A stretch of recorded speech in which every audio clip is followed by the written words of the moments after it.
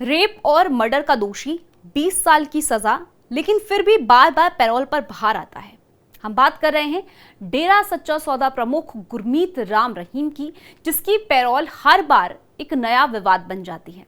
गुरमीत राम रहीम, जिस पर यौन शोषण के आरोप हैं, वो एक बार फिर से जेल से बाहर आया है और इस बार 40 दिन की लंबी पैरोल पर।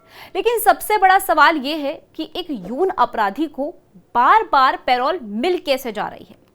इसके पीछे कोई पॉलिटिकल सेटिंग है? वीआईपी के जेल सिस्टम का काला सच आपको इस वीडियो में आज बताएंगे। हरियाणा में रोहतक की सुनारिया जेल में बंद डेरा सच्चा सौदा प्रमुख गुरमीत राम रहीम एक बार फिर से बाहर आ गया है। उसे 40 दिन की पैरोल मिली है। वो 14वीं बार पैरोल या फिर पैरोल पर बाहर आ चुका है। राम रहीम साध्वियों के रेप और हत्या के केस में 20 साल की जेल की सजा काट रहा है। वो इससे पहले 9 अप्रैल 2025 को 21 दिन की पैरोल पर बाहर आया था और सिरसा डेरा में ही रहा था। इस दौरान सिरसा डेरा में उसने अनुयायियों से मुलाकात की थी, साथ ही डेरा का स्थापना दिवस भी मनाया था। खबरों की माने तो इस बार डेरा प्रमुख अपना जन्मदिन मनाने के लिए बाहर आया है। राम रहीम का 15 अगस्त को 58वां जन्मदिन है। हालांकि उसे सिरसा डेर में भीड़ जमा करने की इजाजत नहीं है, फिर भी वो वर्चुअल अपनी अनुयायियों को संबोधित कर सकता है। लेकिन ये कोई पहली बार नहीं है जब राम रहीम को पैरोल मिली हो। गुरमीत को कब कब पैरोल या पैरोल मिल चुकी है, चलिए इसके कुछ आंकड़े आपको दिखाते हैं।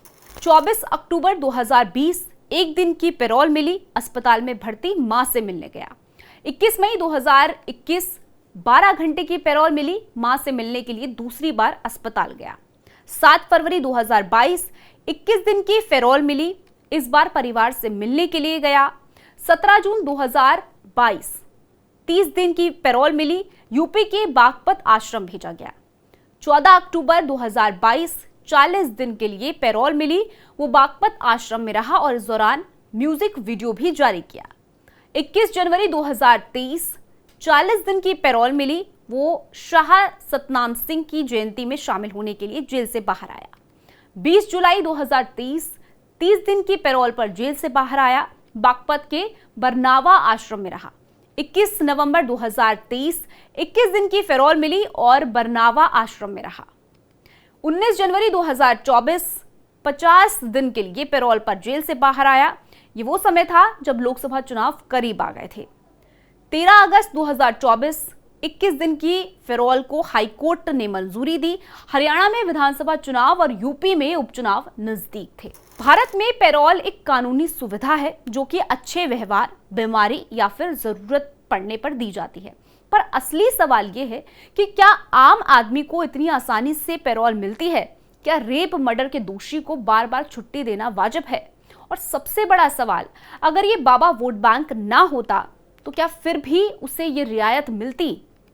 चलिए इसका जवाब आपको कुछ आंकड़ों से समझाते हैं। 30 सितंबर 2024 20 दिन के लिए बाहर आया, हरियाणा विधानसभा चुनाव थे। 13 अगस्त 2024 21 दिन के लिए बाहर, हरियाणा विधानसभा चुनाव। 20 जनवरी 2024 50 दिन के लिए बाहर रहा, लोकसभा चुनाव। 21 नवंबर 2023 21 दिन के लिए बाहर रहा, राजस्थान विधानसभा चुनाव। 20 जुलाई 2023 30 दिन तक बाहर रहा, हरियाणा पंचायत चुनाव। 21 जनवरी 2023 40 दिन तक बाहर रहा, हरियाणा पंचायत चुनाव। 15 अक्टूबर 2022 20 दिन तक बाहर रहा, आदमपुर हरियाणा उपचुनाव। 17 जून 2022 30 दिन के लिए बाहर रहा, हरियाणा एमसी चुनाव।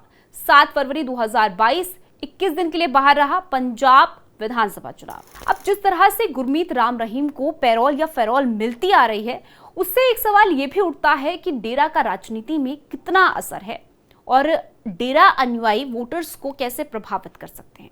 तो आंकड़ों की माने तो उनके अनुयायियों की संख्या 1,25,00,000 है। डेरा की 38 शाखाओं में से 21 अकेले हरियाणा में हैं। धार्मिक सांप्रदायिक होने के बावजूद डेरा के राजनीतिक हित है और उन्होंने एक पॉलिटिकल ब्रांच यानी कि राजनीतिक शाखा स्थापित की है जो कि गुरमीत राम रहीम के इशारों पर काम करती है। ये सांप्रदाय पहले शिरोमणि अकाली दल, भाजपा और कांग्रेस में शामिल रहा है। डेरा प्रमुख गुरमीत राम रहीम सिंह को सीबीआई की जांच अदालत ने अगस्त 2017 में 2 साध्वियों के साथ बलात्कार के मामले में दोषी करार दिया था।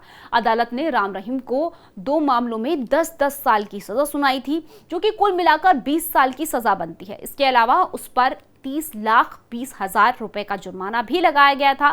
सीबीआई की चार्जशीट के मुताबिक डेरा की 2 साध्वियों ने साल 1999 में यौन शोषण का आरोप लगाया था, लेकिन उस समय कोई कार्रवाई नहीं हो सकी थी। बाद में साल 2002 में एक गुमनाम पत्र के जरिए यौन मामले को लेकर यह सामने आया। इसके बाद सीबीआई को जांच सौंपी गई।